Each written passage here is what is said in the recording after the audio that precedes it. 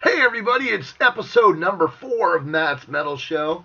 And it's May 16th, 2015, and we have to talk about Mr. Ronnie James Dio.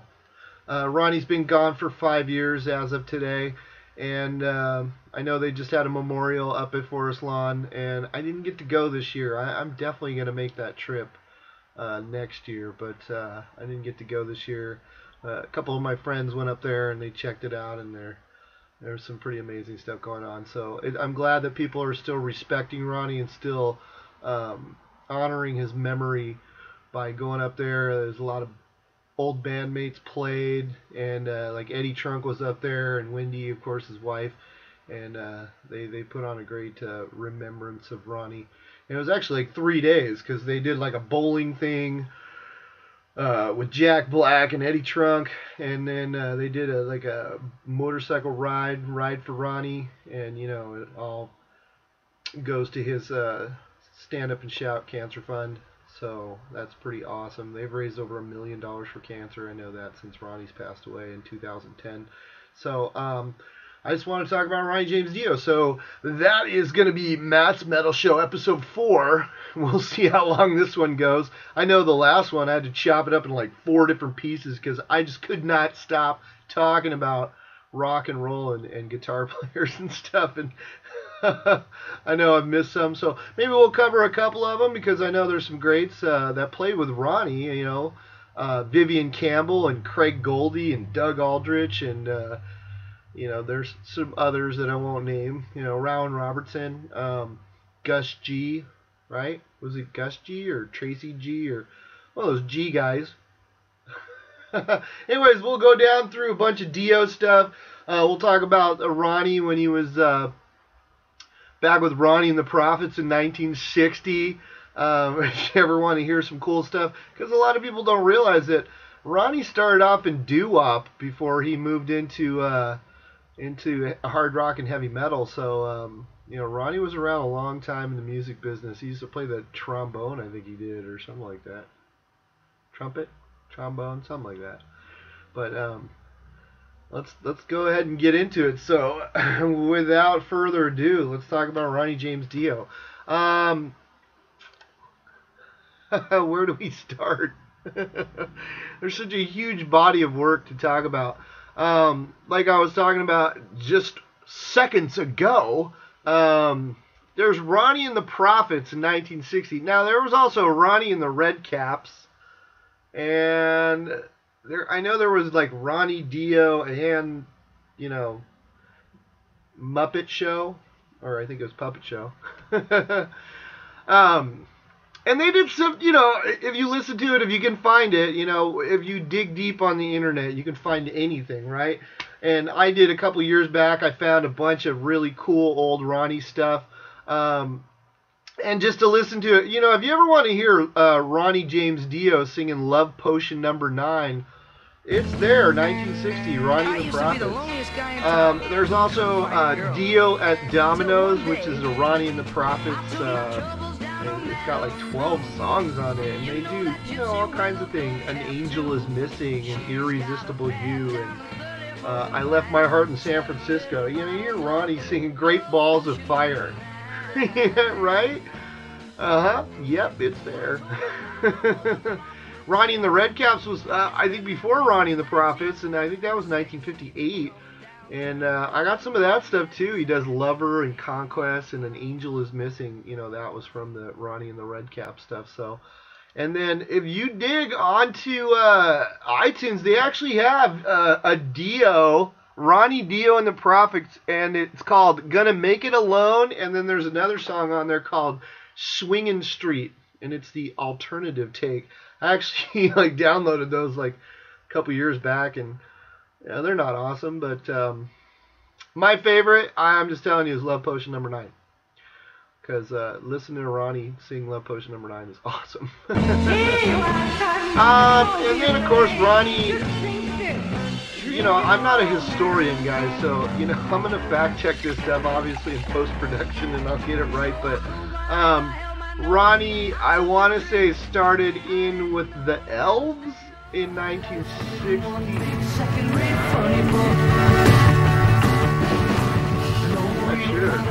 I know he played with the Electric Elves, and that was in 1967, and then I think it went to the Elves, and then I think it just went to Elf. So it's hard to tell. Yeah, Ronnie was playing music for years and years and years.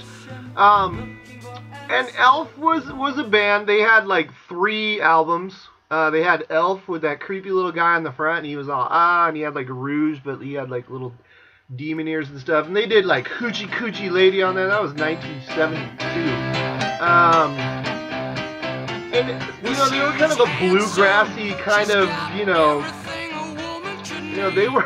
they were rock, but it's weird because it was kind of like a country rock kind of thing going on, because most of their albums, you know, they had like Carolina County Ball and stuff. But there's a live recording, and it was called Elf Live at the Bank, which I would assume was some kind of club. And it was recorded on August 16th, 1972, live at the Bank. And they did like cool stuff. They did like Behind Blue Eyes from The Who. And here's a weird one. They did War Pigs. They actually did War Pigs by Black Sabbath. So that was 1972, and they were doing War Pigs from Black Sabbath. That's kind of cool, right? Because then you're saying, wow. It's like a precursor. Did Ronnie at that point know that he was eventually going to be in Black Sabbath someday? Who knows? They also do Aqualung from, Jethro Tull. And they do Black Dog from frickin' Zeppelin. And Cross-Eyed Mary from fucking...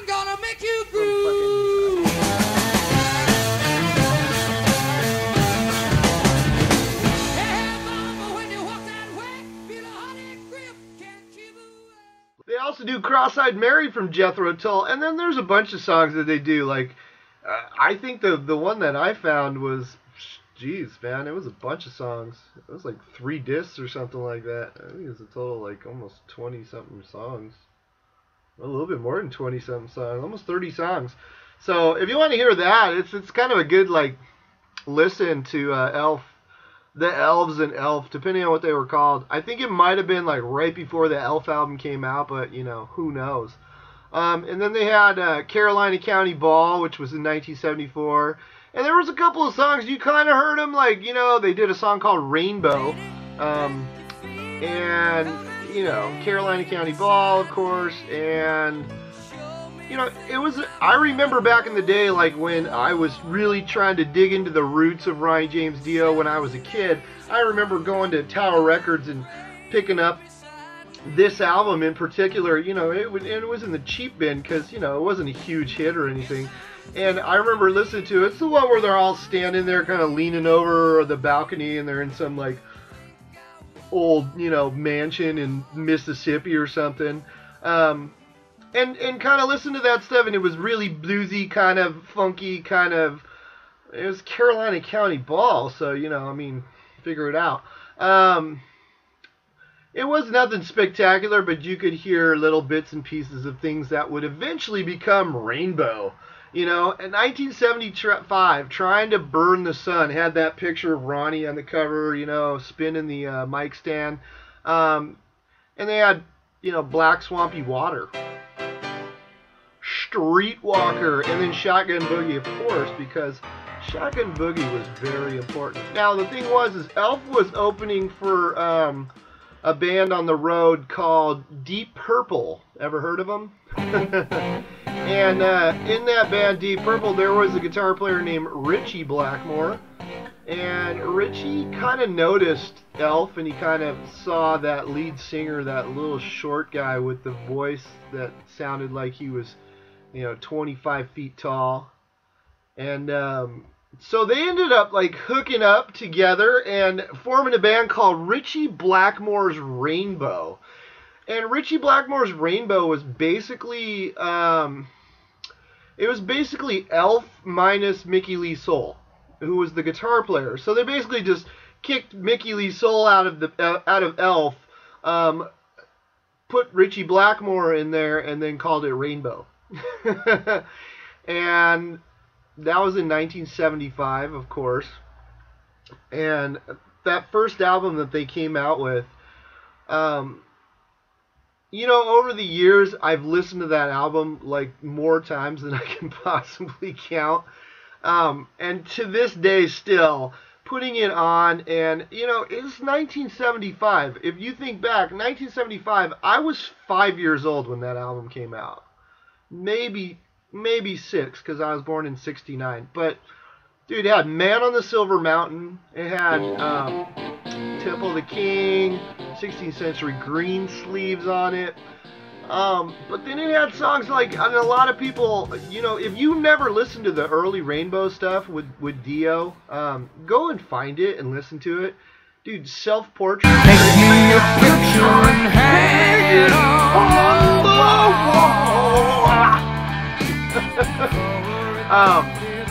Black Sheep of the Family, you know, Catch the Rainbow, dude.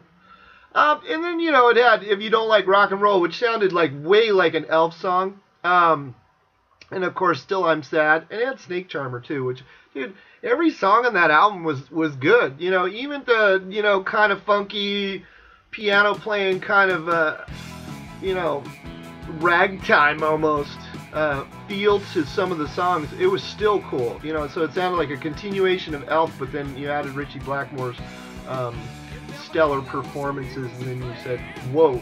So, and then what happened after that, and I'm not sure because I wasn't hanging out with them, but in 1976, before they recorded their second album, basically Richie Blackmore fired everybody except for Ronnie. So all the other guys that were in Elf were gone, and he replaced him with Jimmy Bain on bass. And who was on drums? Was it Cozy Powell? I'll have to look up who was on drums. I know Cozy was on the third album. And I know Tony Carey was the keyboard player because he did the intro to Terror Woman on that album. But that album, to me, that's like my favorite Rainbow album just because the production on it was very smooth and it sounds so good. Now, they had Terror Woman, you know, it opens with Terror Woman. And years later in 2005 when Ronnie did the Holy Diver Live, he threw on Terror Woman, which I don't think they had played forever. I don't even know if they played it on that Rainbow tour, but it was amazing. Right? Amazing! But Terror Woman, Run with the Wolf, Starstruck, the lady Starstruck, coming after me! You know you're going to get a bunch of Ronnie, and I'm going to sing a bunch of Ronnie, and I can't help it because it's Ronnie, and he just makes me feel awesome, you know. You just pop in that music, and that's the thing about Ronnie, man. He had that voice, that snarl, that New York kind of feel, but wow, you know, you put it on and it just gets you excited. So, if there was a misstep on Rainbow Rising, it would be Do You Close Your Eyes. Now, later on, it was the title, I believe, of a Night Ranger song, but not the same song. They had Stargazer, which was like 8 minutes, 31 seconds long, and it was awesome because just, you know, dude, we got the drums going on, and then Richie just busted it, you know, and it's grinding, and then Ronnie comes in, he's like, I knew no, I'd sell my soul for water, 9 years after breaking my back. There's no sun in the shadow of the wizard. See how he glides, 'cause he's lighter than air. I mean, Stargazer, forget it, man. And then A Light in the Black. To me, that album's amazing.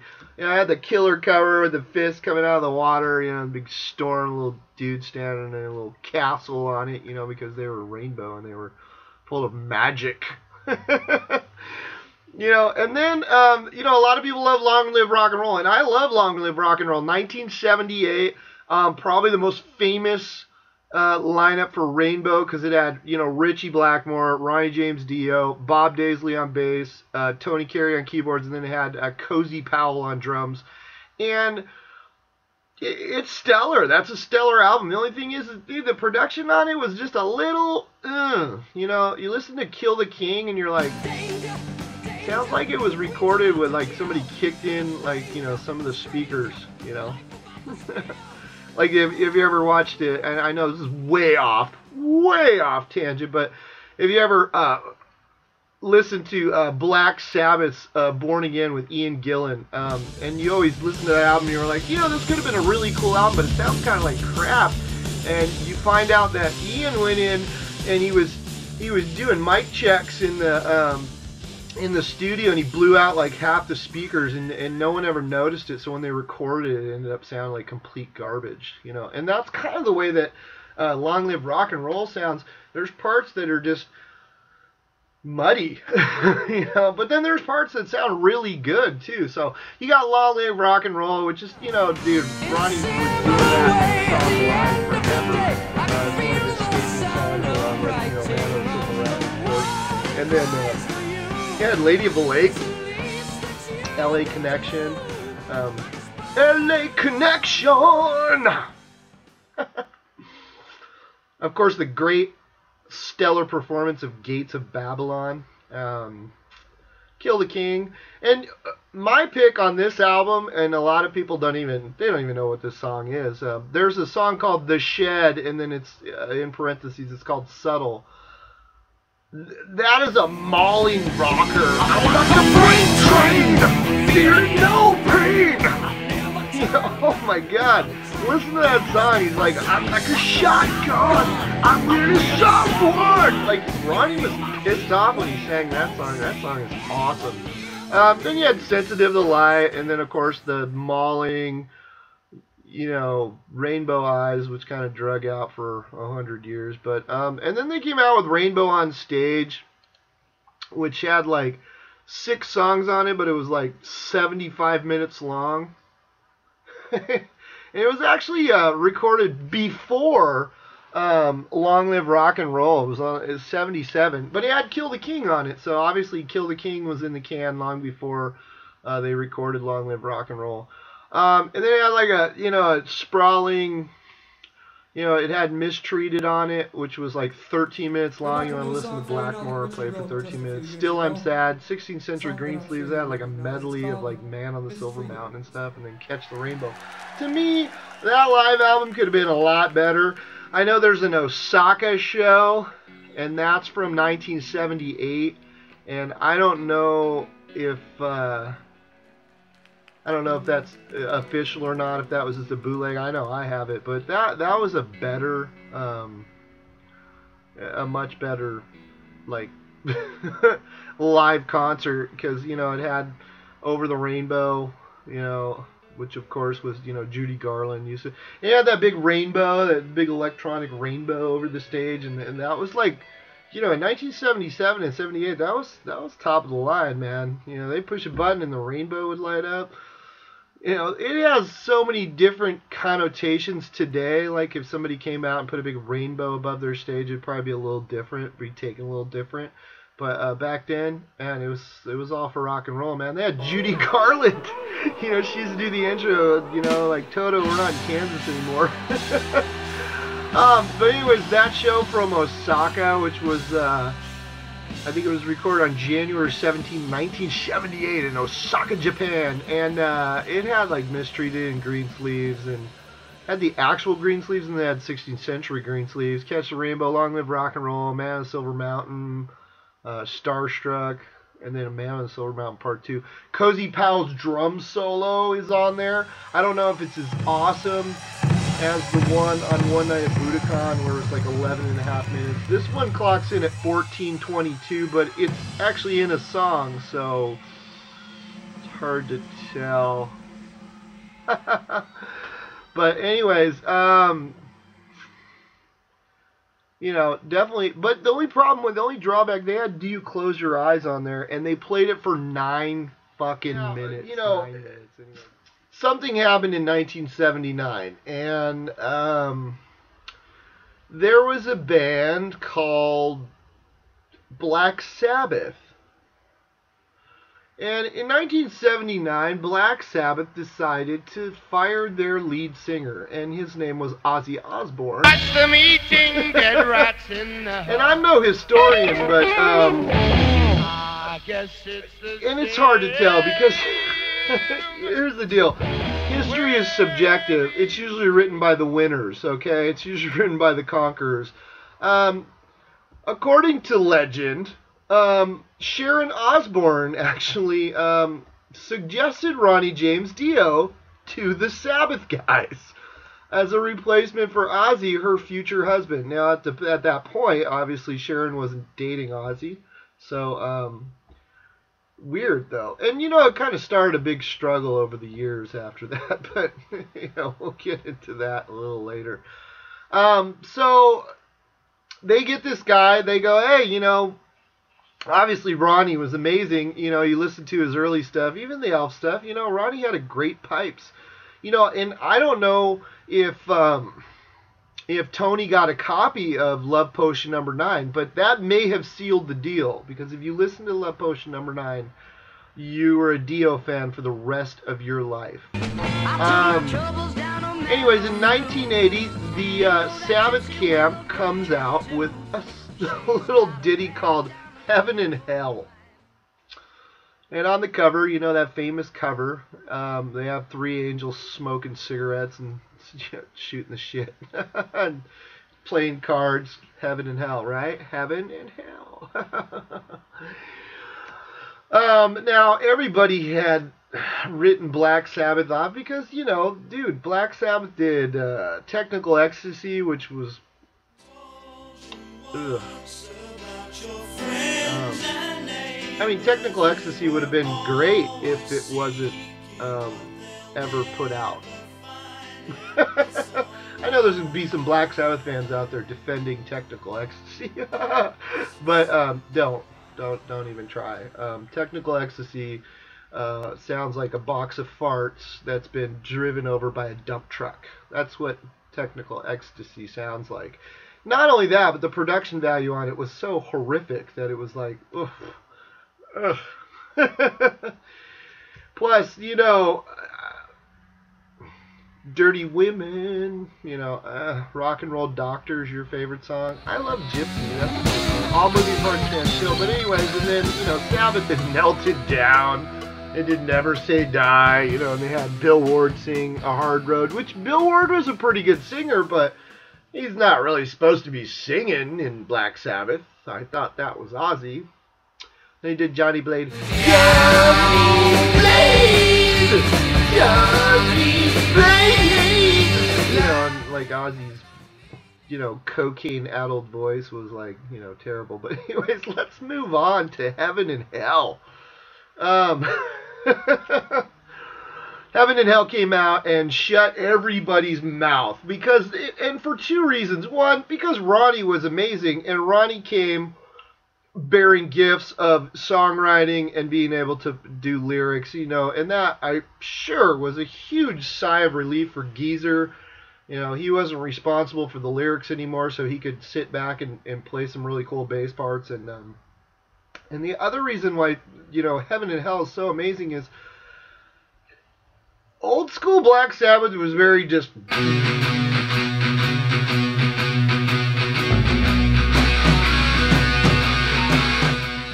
Heaven and Hell was like, dude, all of a sudden,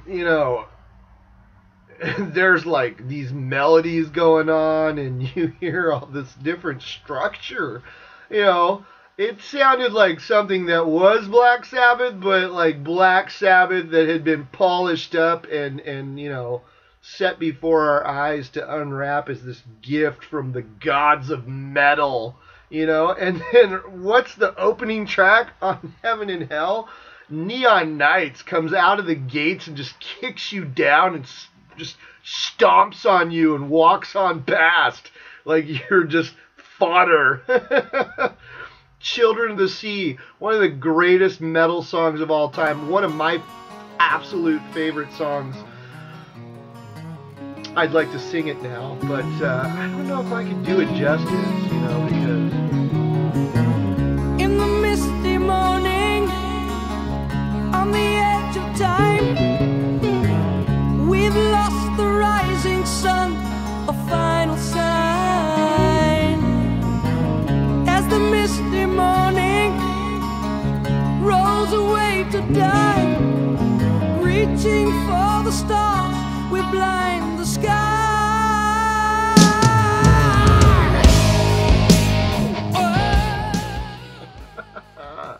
I'm not sure that that's gonna fly. Anyways, "Children of the Sea" is just—it's one of my favorite songs ever. Like, I don't care. I love all kinds of music. I love jazz. I love, R&B and like 80s pop and all kinds of stuff. And I'm sorry, but "Children of the Sea" is like one of my favorite songs ever. So it was spectacular.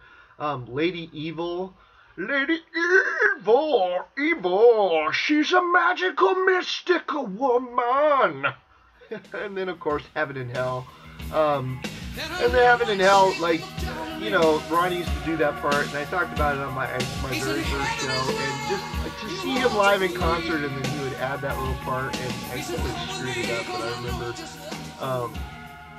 If you ever get a chance to listen to the live version where Ronnie adds those extra chorus. Then you had Wishing Well and Die Young, Walk Away. Lonely is the word, oh yeah. So they come out with Heaven and Hell and they go on tour, and meanwhile Ozzy's over there, he's brewing Blizzard of Oz with Randy Rhoads and Bob Daisley and Lee Kerslake, and Bob obviously played with Ronnie and Rainbow, so there was that little connection too. And then in 1982, I want to say, was it 81 or 82? Because I have the remaster and it's not telling me the correct date. It's telling me 2010. But here, you guys need to know this. If you listen to the 2010 remaster, it came out with a 2-disc set, and it was amazing. And I'm going to say amazing because disc 1 had the remastered version of the album, of course. And if you could get a chance to get a hold of all the remasters of the Ronnie stuff, and get a hold of the remasters of the Ozzy stuff too, so you can listen to Hard Road and understand how amazing Bill Ward was as a singer. And the funny thing is like, even with remastering, Technical Ecstasy still sounds like crap. But the cover's amazing, right? It's phenomenal. Those two robots spitting, like, I think it was like robots, but they were kind of like sea anemones too, because they looked really vaginal, and they were like riding up escalators and they were spitting at each other. I don't know. Neither did your fans. So, anyways, Mob Rules. Mob Rules. Oh my God. So if you had Heaven and Hell, which would shut everybody up, people were like, Ozzy? Who? This guy. Holy shit. Ronnie James Dio. He's amazing. I'm going to say amazing like 40 more times. So just get used to it. You had Mob Rules. It comes out, and just like with Heaven and Hell, Heaven and Hell had that great opening song, Neon Nights, and then Mob Rules comes out with Turn Up the Night. Turn up the night! Turn up the night, it feels so right! And then it goes into Voodoo, Sign of the Southern Cross.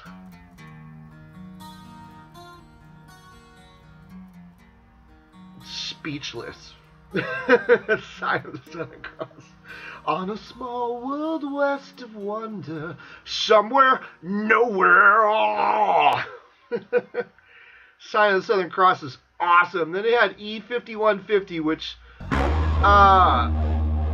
it's just a little keyboard blurb that went into the Mob Rules, and I think like part of that was on the Heavy Metal movie, the animated movie back in 1982.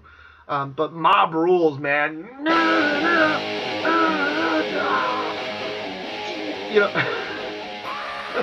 Close the shit in. Tell the people that something's coming to call. Yeah. If Turn Up the Night ran you over like a a truck full of bricks, well then Mob Rules backed up over you like 3 times just to make sure it got the job done. Because Mob Rules was awesome. And then it goes into Country Girl, which I talked about Country Girl. I was saying Country Girl before. One of the overlooked gems on this album, Country Girl, friggin' genius. Slipping away. Falling off the edge of the world over and over. You know, dude, there's not a bad song on this whole friggin' album. And then the remaster version had Die Young Live, and it had the Mob Rules from the Heavy Metal soundtrack, which, you know, it's like 3 seconds, like, shorter. Wow. But then disc 2 had an entire live show, which is basically, it's not really the live show from Live Evil. I mean, it mostly is, because they do like NIB and they do Children of the Grave. But they do like Country Girl live. Children of the Sea, Black Sabbath, of course, and War Pigs, Slipping Away live, you know, Heaven and Hell, of course, you know, and I wonder if it has that Heaven and Hell version, but I'm sure it does. But if you can get the remaster with that extra live disc on the backside of it, rock and roll, man. Now, Ozzy came out with Speak of the Devil because Randy Rhoads was killed in 1982 on March 19th in a small plane crash outside of Leesburg, Florida. This left Ozzy owing Jet Records a live album. Now, some people speculate that they were going to do Speak of the Devil anyways and cover all the Black Sabbath stuff, and then some people speculate that Ozzy did the Black Sabbath stuff because he didn't want to do the Randy stuff because Randy had just passed away and he felt it was inappropriate to cash in on Randy's death, and he hated Jet Records, you know. I mean, they were kind of douches to him. I think he got paid $65,000 for Blizzard of Oz, you know, which back then and even now was a joke. But anyways, he came out with Speak of the Devil, and then Black Sabbath comes out with Live Evil. What is this? And, you know, it was in 1982. It was in December of 82, I think, when it came out. And Ozzy's album had just come out, like, right before that. And there was this big friggin' war going on, you know. If they would have lined up on either side of the streets, they would have destroyed each other with Ozzy versus the Sabbath boys. They hate each other. They were flinging words at each other. You know, through Circus Magazine and Hit Parader and all that stuff. Well, in the meantime, there obviously was some issues going on inside the Sabbath camp, and Ronnie, you got to remember, Ronnie had worked with Blackmore, and Blackmore, we've all heard stories about Richie Blackmore and how he's kind of a butthole. Ask the 400 members of Deep Purple and the 450 members of Rainbow. You know, you think, might there be a problem with the revolving door of band members? And then I guess the same thing was kind of happening to Sabbath. You know, Mr. Iommi was the ringleader, you know, and he had pushed Ozzy around. You know, if you ever want to see, go watch the shows where Ozzy wasn't even in the center of the stage during a Black Sabbath performance. He was off to the side, and Tony Iommi was in the middle of the stage. Now, anybody try and defend that. When you tell your lead singer to go over in the corner while I'm the guitar god stand in front of everybody, you're a dick, you know? So we know that there was some issues, and Tony, I don't know what Tony's issue was. He's a guitar god, you know? Tony created heavy metal music pretty much single-handedly.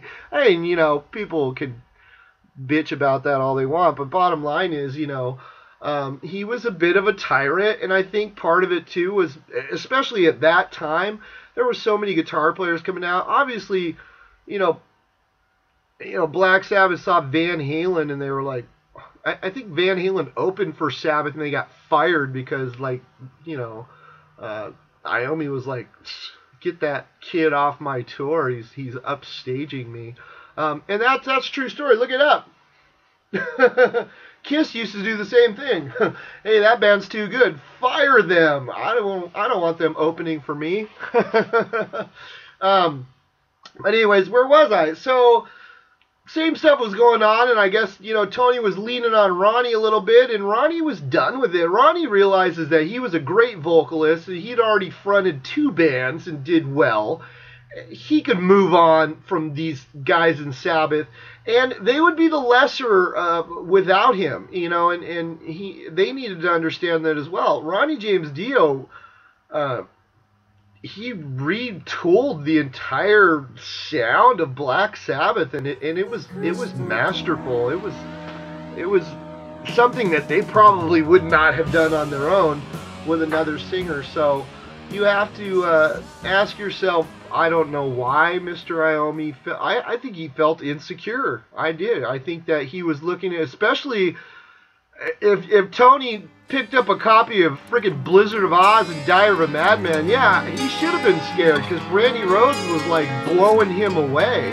But anyways, so they go and record this album, this Black Sabbath Live Evil album, and it's got one of the great covers of all time. And I have the T-shirt from the Heaven and Hell. It's got such a great cover. It has all the songs kind of drawn out. It has like Paranoid and Mob Rules and War Pigs and all that stuff, and Neon Nights and Voodoo, on the cover, because it's got all the little angel Heaven and Hell kind of thing. But anyways, the album was garbage, and the reason why is because, according to innuendo and rumors, is Ronnie went in and touched the soundboard, and then Tony went in and touched the soundboard, and there was a lot of infighting and whatever going on. And when Live Evil came out, I didn't even buy it, because one, I really didn't want to listen to Ronnie singing Ozzy songs. Ozzy did the Black Sabbath stuff because he was the lead singer of Black Sabbath. Ronnie was not the lead singer of Black Sabbath when they came out with Paranoid and Children of the Grave and War Pigs, okay? If they would have put a little bit more of the Mob Rules and the Heaven and Hell stuff and kind of pushed out some of those other Black Sabbath songs, it would have been a lot better. And the reason why I say that is because in 2007 I saw Heaven and Hell with Ronnie James Dio, and it was his last tour with Heaven and Hell, and then he passed away after they recorded their last album. And they didn't do any Ozzy songs, and they still played a full show.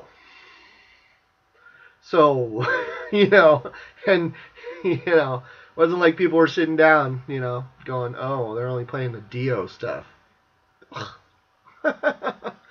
So, who knows what goes on in these guys' heads, but, that kindled a war that lasted for years and years and years, and, they all hated each other's guts forever, and, but Ronnie left, and he formed his own band. Now, he found a guitar player named Vivian Campbell, and he was in a band called Sweet Savage. He stole the drummer from Black Sabbath, Vinny Appice, who had replaced Bill Ward after the Heaven and Hell tour. And then he looked up an old friend from the Rainbow days, Jimmy Bain. And they recorded a little album that I like to call Holy Diver, and so does the rest of the world, because that's what it's called, Holy Diver. I gotta tell you, man, the other day I was, God, what was I doing? I think I was cruising around. I go on walks and stuff to stay healthy, and I always put on the iPod, and the other day I put on Holy Diver, and from beginning to end, to listen to Holy Diver, man, it pumps me up. It's just, it's to this day, and it came out in 1983. We're talking 32 years now? 32 years ago, and this album still just kicks my ass every time I listen to it. I mean, I love that album so much, I have it tattooed, the cover on my leg. We've all seen it. Well, not all of us, but Holy Diver, man. Ronnie was pissed off at those Sabbath guys, and I'm sure he was still pissed off at Richie Blackmore, and he went into the studio with Vivian and Jimmy and Vinny, and they came up with probably one of the greatest heavy metal albums of all time. stand up and shout, just straight out the gate. Here you go. Hey, by the way, I'm Ronnie James Dio, and I'm here to slaughter you. Holy Diver, of course. What a great song. Gypsy. I think I sang Gypsy on my first on my first show. Caught in the Middle. Don't Talk to Strangers. Ooh, you know. Straight Through the Heart, and then Invisible. Now, the cool thing is in '05, like I mentioned before, they did Holy Diver live, and I don't think they ever did Invisible live. I have bits and pieces of other show where they pretty much do all the other songs. I never really heard Gypsy live either, so I think Gypsy and Invisible were the two that they really didn't do live. Even on that really old, I think I used to have that Utrecht Holland show, you know, that was on the radio a bunch of years and stuff. They never did that stuff live. I know they used to do like Shame on the Night and stuff, but they didn't really do that live. But he was just...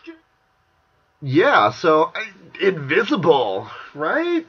You know, people forget that Invisible, you know, like you used to read the liner notes, you know, back when you bought albums, big ass albums, you know, they had really cool artwork and stuff. And I remember getting the Holy Diver album and it had like a bunch of little pictures cut out of the band doing a bunch of different stuff. But Ronnie always used to put a quote, you know, like Last in Line, he'd put like, you know, his quote, which was, you know, we'll know for the first time if we're evil or divine, we're the last in line. But the quote that he did on Holy Diver was from a song called Invisible. And that was, what was the quote? Does anybody remember? No? Yeah? No? Okay. You're not answering me, so I'm just going to go on. If your circle stays unbroken, then you're a lucky man. 'Cause it never, never, never has for me. In the palace of the Virgin lies the chalice of the soul. And if you're lucky, you might find the answer there.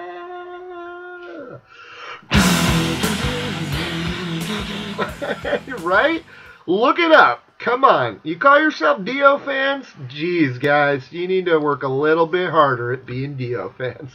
Anyways, Invisible, and then Rainbow in the Dark, of course. You know, where he's standing up on the rooftop in the video, and, like, Vivian looks like, he looks like a serial killer or some kind of slasher. You know, in the streets of London, you know, he's walking down playing his Les Paul. And then Shame on the Night. And then Shame on the Night at the very end, and we all know this, right? Because we're huge Dio fans. But I remember when I was a kid, you know, you were into the hype, of course, because that was the cool thing about metal and rock and roll was like the hype. You know, like playing Stairway backwards on your record player to listen to, you know, Robert Plant say, because I live with Satan and like 666 and here's to my sweet Satan. And it was on there, you know, and he sang very strangely on that song. You know, so some people can deny it, but have you ever heard a Robert Plant song where he sang like he did on Stairway to Heaven? Because he sings bizarre on that song. He's like, you know, like he sings weird, so, could be a big conspiracy. But we know that Ronnie, on the end of Shame on the Night, if you're listening to the where it starts to fade out, you hear, and it sounds weird because it sounds like it's like or whatever. And you can look this up. I can look it up too, but I think it says I am the crucified, and it's like backwards. You know, so that was totally metal. You got to put it on there backwards to make the metal kids put their albums back in the day on the turntables and play them back. Ooh, because that was the only way to like summon Satan correctly, right? Right. Okay. Anyways, in 1984, 1 year later, Mr. Ronnie James Dio and company and band, they came out with an album called The Last in Line.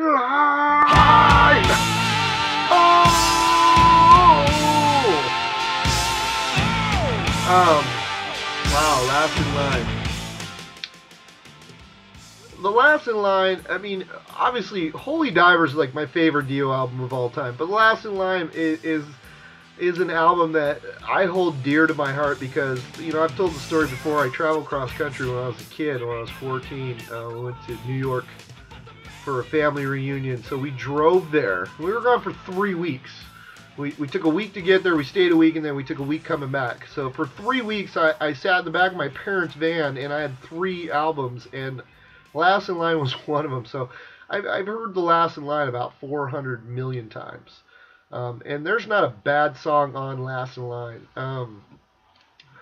It's not quite as vicious as Holy Diver was, because Holy Diver was vicious. Ronnie had that growl to his voice that you could tell he was trying to prove how awesome he was, and he did, you know.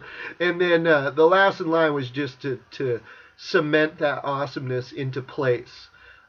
We Rock, one of the great rock anthems of all time, you know. Just comes out of the gate, and I think Ronnie was a great, as far as back when they, you know, had albums. You know, I remember listening to an interview with Neil Peart, and he said, you know, that bands like Rush, you know, they would think about what was the first song, what was the last song on the first side, and then what was the first song on the last side, and then what was the last song on the album. Like, they thought that stuff out. And I'm sure there was, you know, people at the record companies and stuff would look around at the track listings and stuff and try and put, you know, the most memorable stuff first. But Ronnie had this, just even with Sabbath, you know, he just had this knack for putting a great song first. And, you know, We Rock. Also, Ronnie always had the title track was always the second track on the album.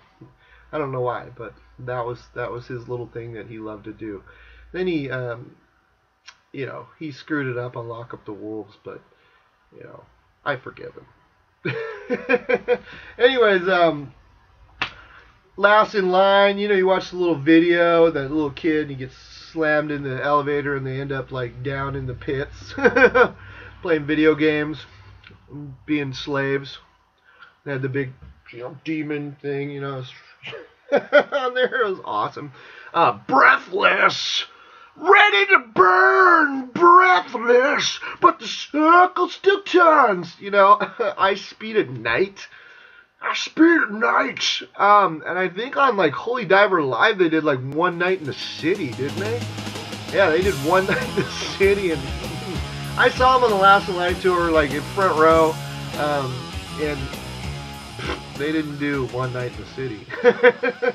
Evil Eyes. Evil Eyes. And then you had Mystery, and Mystery was like a little bit lighter than some of the other songs on there, and it was the video, you know, because they had We Rock, which was a concert video from the Spectrum show from Philly. They had The Last in Line, and then you had Mystery, and, you know, that was when Ronnie had like the little purple outfit, and his hair was done real nice, and he had the sword, and he was singing Mystery. I don't even remember if they showed the band, but Mystery was like Rainbow in the Dark, but a little bit more lighter. So, you know, if there is a weak spot on this album, it's probably Mystery, because right after that, it's Eat Your Heart Out. Eat Your Heart Out! You've been a bad, bad girl. You've been hungry all of your life. What a crunch riff that had, too. Anyways, Eat Your Heart Out, and then of course it had Egypt, the Chains Are On. And if you ever hear Doro's version of Egypt, the Chains Are On, Doro Pesh, it's cool too. So, great album. Now, for Dio's third album, Sacred Heart, now Ronnie had been talking about rainbows and magic and all that stuff for a little while, and then I saw him on Sacred Heart. In 1985, he came out with Sacred Heart, his third album, and had this huge stage show. Now he had a huge stage show, like even on the Last in Line. I remember when it had the three-headed serpent came out, and it was kind of like a pyramid, and whatever. But then he came out with the castle set with the dragon and the knights that shot lasers and stuff. And a lot of people started making fun. I remember Metallica, they made fun of him. They were like, oh, Dungeons and Dragons and stuff, and they started mocking him.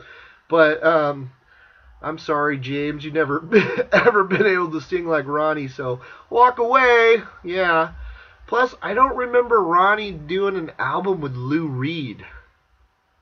I don't remember Ronnie doing Saint Anger. In fact, everything that Ronnie did in his entire career, nothing even came close to the tragedy that was Saint Anger. So I think the Metallica boys, that was back when they were pompous and rude and they thought they owned the world. Now I think they would take that back because they were actually on their Ronnie James Dio tribute album. So, but back in the day, in 1985, Ronnie had his stage show, and it was kind of hokey. I remember meeting him down at Tower Records on El Cajon Boulevard in San Diego, and I'll tell my funny Ronnie James Dio story.